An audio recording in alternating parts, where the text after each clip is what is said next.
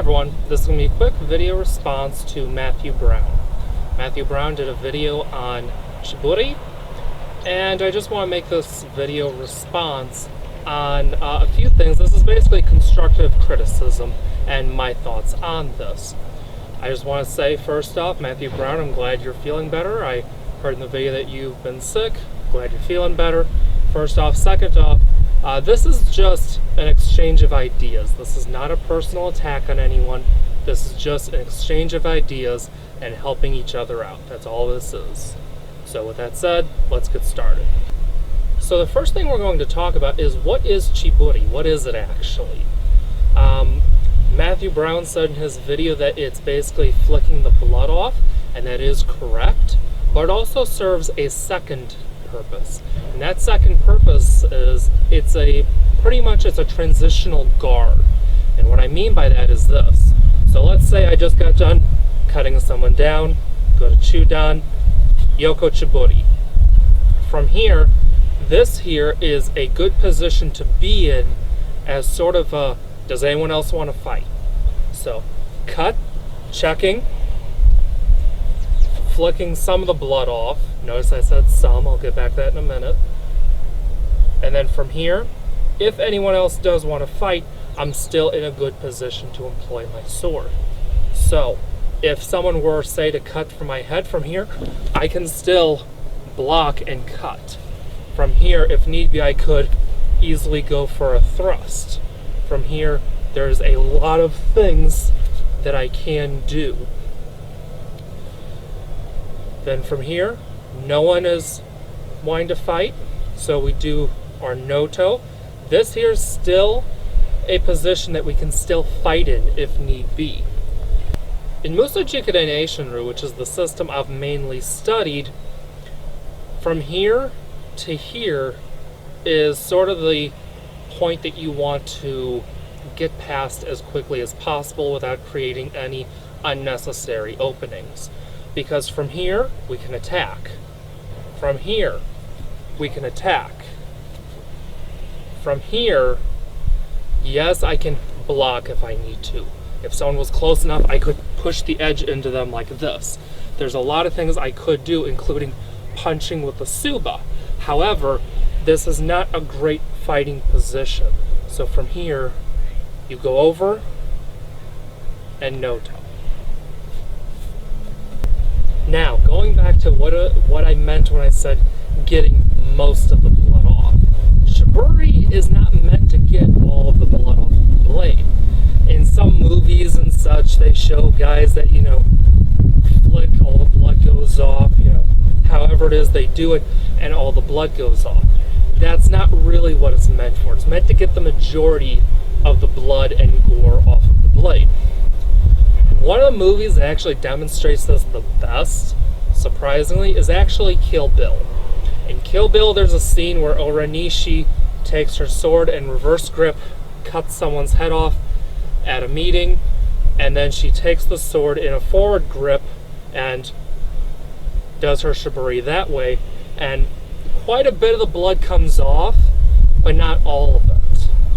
And that's pretty much how shibori works. It doesn't get all of the blood off. It gets the majority, and keep in mind, samurai generally carry paper around here. I have Kleenex just to simulate that, so it would be from here, shibori, using a rag to get the blood off, drop the rag, and then from there would be our noto. Generally, it would be rice paper, or sometimes even just a rag, or sometimes even your hakama. Now, next up, you did good on when you're doing your shibori that you want your kisaki, which is the point in play, and you don't want your arm extended into any weird positions. However, for yoko shibori, which is the side flicking shibori, I've actually seen a number of ways to do it, even within the style I did. This is generally how I do it, and you'll notice that the kisaki is just outside of the line of attack. Reason being is because I want some tip movement to get some blood flicked off. But it is not this. So from here, I can't attack, counterattack, block, whatever. Here, yes, the Kisaki is not perfectly in line, but you'll notice it is pointed straight ahead, so that will work fine if I need to attack, counterattack, block, whatever. Now, as for the angle, as in how far down the Kisaki should be when doing this, there is a number of ways to do it. Some styles do this, and the blade is pretty much straight ahead. Some styles do this, because they really want that blood dripping down. Plus, on top of that, it's also to really threaten the guy that you just got done killing. The way I've always done it, and this is what I was instructed, is this right here. So it may look straight ahead, but it's not. It's tilted down ever so slightly. To give you the idea of what this angle should be at, take a sword and set it on a table. That is the angle that you want. So the Kisaki should be right in line with the edge of your tsuba. This gets the blade tilted downward just slightly to get the blood dripping away from your hand. This is important for a couple reasons. Number one, because blood is dripping away from my hand, meaning I don't have blood to get on the ska and compromise my grip, possibly. The second reason is because with the blood dripping away, then that means that blood will not collect in the ska. Because as many of you know, liquids can go down the blade under the habaki into the ska, so definitely not something you want. You don't want your ska to be rotting from the inside out. So that's why it is that the blade tilts down a little bit. You don't want, what I was always told is you don't want this. You don't want the blade all the way down here, because you want to be threatening more than just the guy on the ground. So from here, that guy's threatened really good. I could throw a stab at him. But if there's an attacker here, anywhere else, they're not threatened. So from here, he's threatened, but so are they. So from here, if there's an attacker over here, I can stab. You know, if someone's coming over here, I can block. I just have a lot of options from here that I don't have from here. On the side flicking shibori, other than this way, I've also seen this. Now with this, you'll notice the Kisaki is very much kept in the center. This is good for keeping them back because now the Kisaki is right in the center. However, the problem with this is your movement is down here, not up here. So this one here really is more of a transitional guard. This is not going to get blood off. You might, from this flick, a few drops off, you know, the position of the sword might let a little bit of it drain, but you don't have that flicking motion to get blood off. I've also seen one that's done a bit more like this, and that one there is once again for keeping the Kisaki a bit more in play. However, it suffers from the same problem as the previous one in that you don't have much tip motion. So you're not going to be able to flick off as much as if you flicked it that way. So the next thing we're going to talk about is not all systems go back to this guard after a cut. So some systems do cut and immediately go back to middle guard, Saigon no Kamae, Chudan no Kamae, whatever it is you want to call it. But not all of them do. Even within my system, what we generally did was, say we were doing a kata, do our draw cut, and then we cut from here. Well, if we went and we cut a kesa, then we went back to the middle guard. However, if we cut Kiri Roche, so straight down instead of an angle, we didn't go back to the middle guard. The reason being is because of this. From here, yes, you are threatened. The Kisaki is pointed at you. But it's not in a great position to move. I could throw a thrust from here, but it's not in the best position for that. However, there are systems that their go-to stance after a cut is not the middle guard. There are systems that their go-to is they back up and they put the sword on their side into Haso no Kamae. There are also systems that will, after a cut, they go backwards into Jodan no Kamae. There are other systems that do other things as well, such as some will go down into Geidan no Kamae, and there are other positions that can be used as well. So not every system goes back to the middle guard. In fact, there are systems that right after their last cut, they will go straight to a shibori because they feel it's kind of redundant to cut, middle guard, transitional guard, and then noto. To them, that's just a little bit redundant. Just an interesting difference in styles. The next one we're going to talk about is the Ochibori, or Imoriru Chiburi, as it's known as in Muso Jikiden Nation Room. You showed something that went like this. Very close, actually, to how it's done in Muso Jikiden Nation Room. However, in Eishin-ryu, it's actually a bit...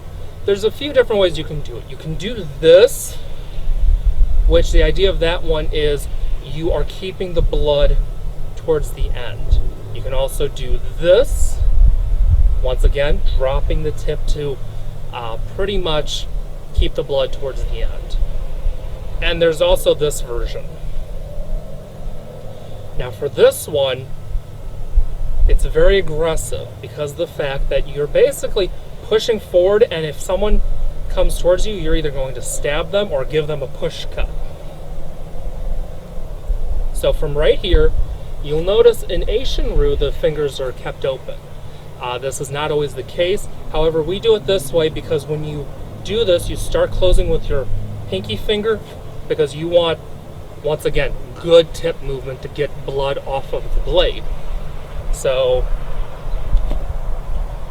and you'll notice from here, my blade is out a bit. It is not here. Some styles do this. I'm not fond of this because to me, you're cutting a bit too close to your feet. And also, I personally like this version because to me, it's a better position for if anyone else were going to attack you. Once again, easier to transition from here than it is from here. Plus, if the guy that we just got done fighting did decide to get back up, Kisaki is pointed towards him. Also, in Muso Jikiden Nation-ryu, we actually have two shiburis that are not as well known. And I find these ones very interesting because they don't rely on flicking the blood off at all. One of them is this.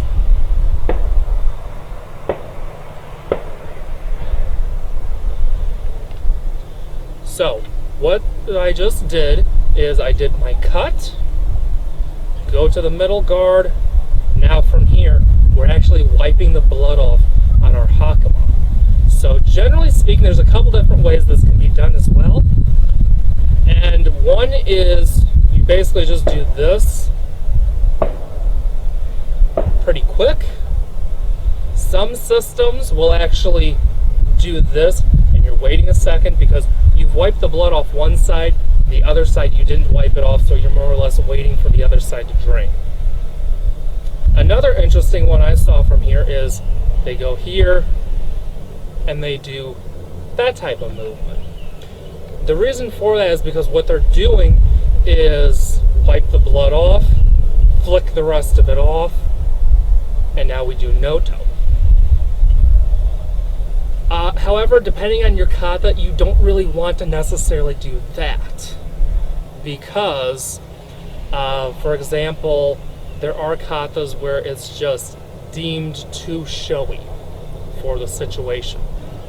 For example, if you're helping someone commit seppuku, this is about them, this isn't about you. You want to draw the least amount of attention to you as possible.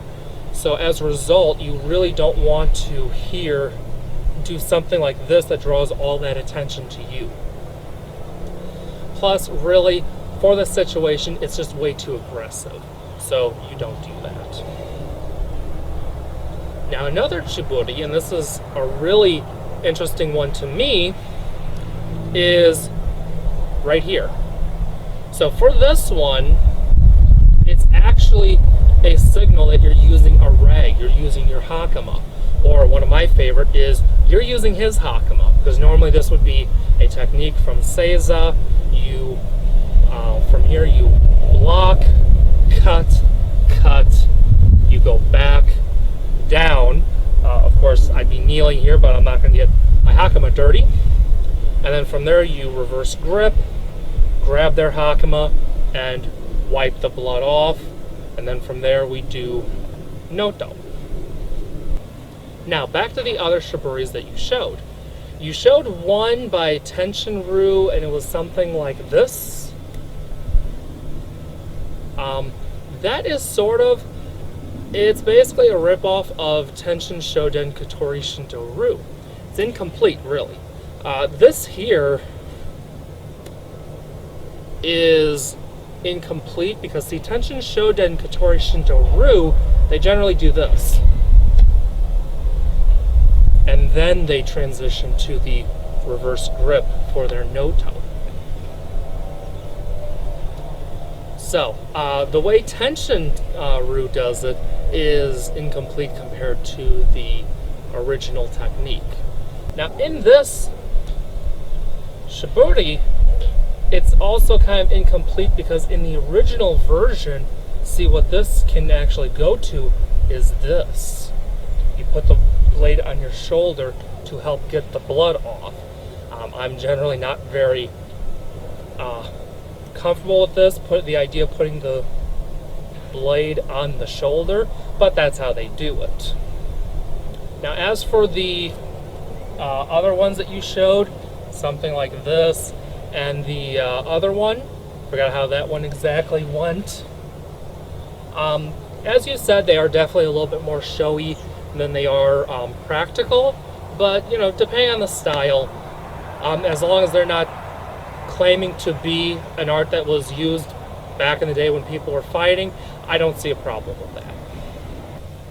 Another type of shibori that I've actually seen goes something more like this. And then from here, this would be where the rag would come in, wipe the blood off, drop the rag, and then from there, you do your noto. And one last thing, Matthew, when you do your noto, right now you have your saya all the way out here, and you're doing your noto something like this. Okay. To make it easier on yourself, instead of having your saya all the way out here, and then doing your noto from here, start with the saya back here, or if you're going to meet it here, still pull your saya back. As you'll see, from here, I have to reach all the way up here to be able to do my noto. Well, from here, if I have it down here, I don't have to be out nearly as far.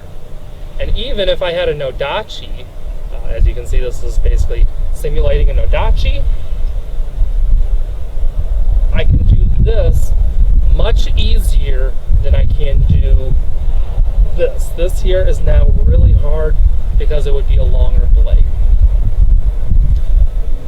So give that a shot. Try having your saya down further and pulled back. Either start with it pulled back and do your noto like this, or if you're going to start with it here, pull the saya back as you're doing your noto. So I just want to say again that this is not a personal attack on Matthew Brown. This is simply an exchange of ideas, a meeting of the minds with another guy who loves swordsmanship as much as I do.